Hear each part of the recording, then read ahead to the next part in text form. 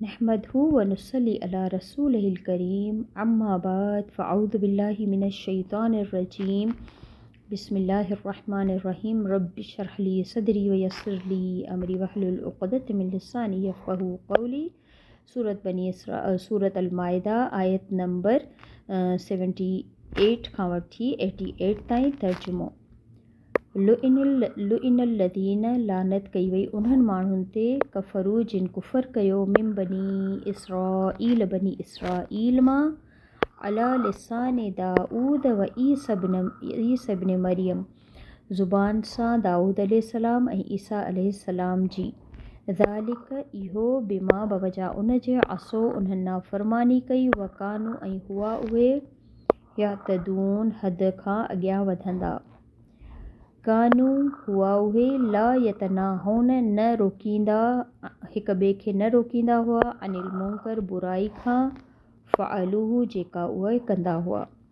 लबिस मां कानू लबिस केॾो न बुरो हो मां जेको कानू हुआ उहे यफ़अलून कम कंदा। यानी कि बनी इसराइल ते लानत कई वई छाजे करे हिक ॿिए खे बुरे कमनि खां न रोकींदा हुआ ऐं ॿियो हदुनि खां अॻियां वधंदा हुआ। यानी जेके कम अल्लाह ताला करण जो हुकुम ॾिनो उन्हनि खे न कंदा हुआ, जिन कमनि खां अल्लाह रोकियो उन्हनि खे कंदा हुआ ऐं गुलू कंदा हुआ। यानी हद खां हर ॻाल्हि में हदूं गुज़ारी हदुनि खां अॻियां वधंदा हुआ। दीन में गुलू करणु बिदतूं नयूं नयूं ॻाल्हियूं ईजाद कंदा हुआ। यानी अल्लाह जो हुकुम खे पोयां छॾे पंहिंजे दिलि जी जेको उन्हनि जो नफ़्स जेको उन्हनि जो ख़्वाहिश चाहींदी उहे कम कंदा हुआ। तंहिंजे करे अल्लाह ताला उन्हनि ते नबी जे वाता लानत कई। तरा कसीरन तव्हां ॾिसंदा कसीर तादाद जी इन्हनि मां यतवल्लौन लदीन दोस्ती कनि था उन्हनि माण्हुनि सां जिन कफ़रू कुफ़र कयो। यानी जेके काफ़र आहिनि इहे उन्हनि सां दोस्ती रखनि था। लिबिस मां क़दमत केॾो न बुरो आहे जेको अॻियां मोकिलियो लहुम उन्हनि जे लाइ अनफुसहुम उन्हनि जी जानुनि उन्हनि पाण अन के जंहिं सख़ितुल्लाहु नाराज़गी जो सबबु थियो अल्लाह जो अलैहिम उन्हनि जे मथां वफ़िल अज़ाबी ऐं उहे अज़ाब में हूंदा रहंदा हुम ख़ालिदून उहे हमेशा हमेशा।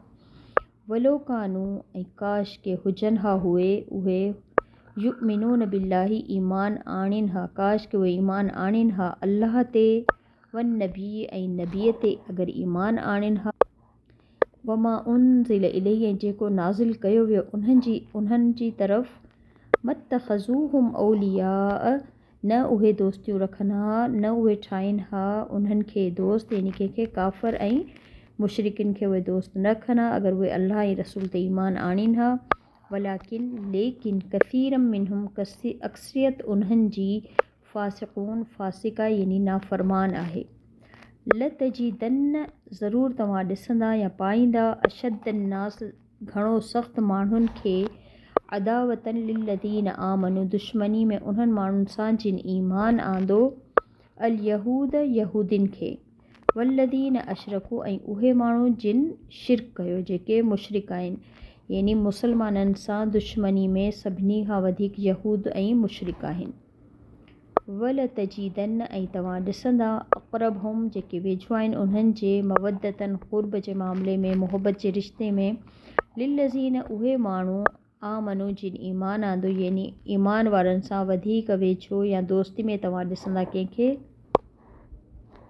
अल्लदीन क़ालू उहे माण्हू जिन चयो इन्ना नसारा बेशक असां नसारा आहियूं यानी जेके ईसाई आहिनि। ज़ालिक इहो बि अन बवजा उनजे मिनहुम उन्हनि में मौजूदु आहिनि क़िस्सीसीन यानी आलिम दीन यानी उहे माण्हू इन्हनि में मौजूदु आहिनि जिन खे दीन जो इल्मु आहे जेके दीन सां तालुक़ु रखनि था व रुहबानऊं ऐं कुझु दरवेश सिफ़त माण्हू व अनहुम ऐं इहो बवजा उनजे ला न यस्तकबिरून उन्हनि तकबुर न कयो।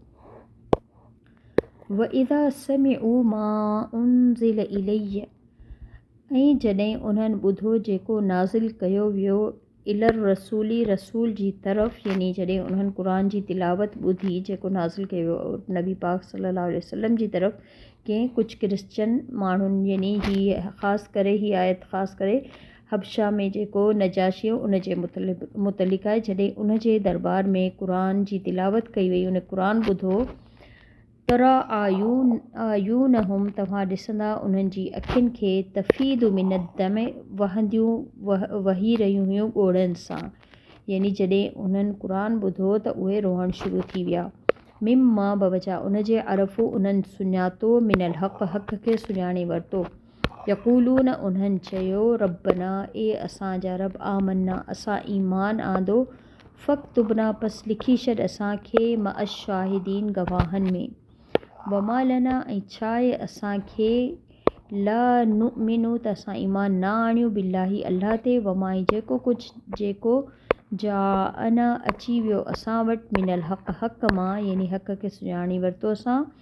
वनतमाउ अन ऐं असां इहा उमेद रखूं था कि युदखिलना दाख़िल कंदो असांखे रबुना रब असांजो मअल क़ौमिस सालिहीन गॾु नेक माण्हुनि सां।